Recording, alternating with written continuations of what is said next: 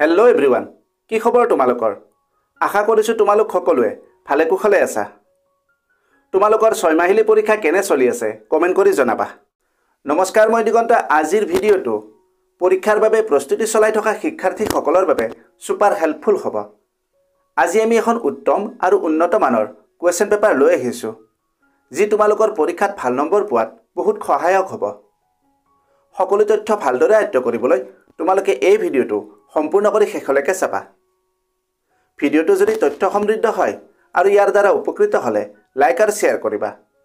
চেনেলটো যদি ছাবস্ক্ৰাইব কৰা নাই, দৰকাৰী আৰু তথ্য সমৃদ্ধ ভিডিঅ'ৰ নটিফিকেশ্যন পাবলৈ চেনেলটো ছাবস্ক্ৰাইব কৰি লোৱা। তোমালোকে ভিডিঅ' স্ক্ৰীনত এখন কুৱেশ্যন পেপাৰ দেখিবলৈ পাই আছা। পৰীক্ষাৰ বাবে প্ৰস্তুতি কৰোঁতে প্ৰশ্নকাকত অনুশীলনক এক উত্তম প্ৰস্তুতি কৌশল বুলি গণ্য কৰা হয়। কুৱেশ্যন পেপাৰ প্ৰেক্টিছ কৰাৰ লাভ বহুত।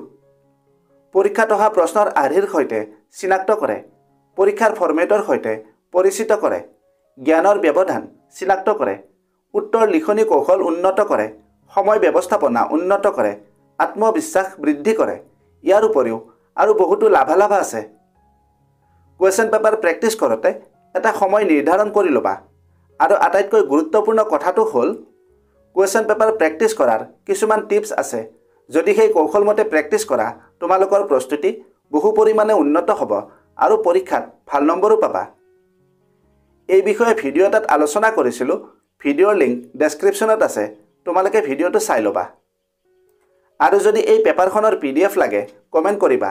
লগতে তোমালোকৰ প্ৰস্তুতি কেনে চলি আছে এই বিষয়েও কমেণ্টত লিখিবা। এতিয়া তোমালোকে পেপাৰখন ভালদৰে চাই লোৱা।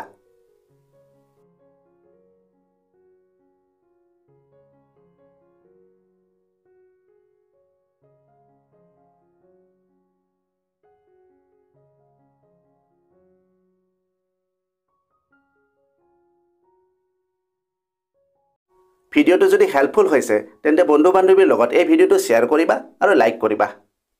আজিলৈ ইমানতে এৰিলোঁ। অতি সোনকালে আন এটা আকৰ্ষণীয় বিষয়ৰ সৈতে পুনৰ লগ পাম। ধন্যবাদ। का शॉर्टकट मेहनत और डेडिकेशन, ये चैनल बनाए तेरा परफेक्ट फाउंडेशन। सब्सक्राइब करो, join this ride, let's grow together side by side।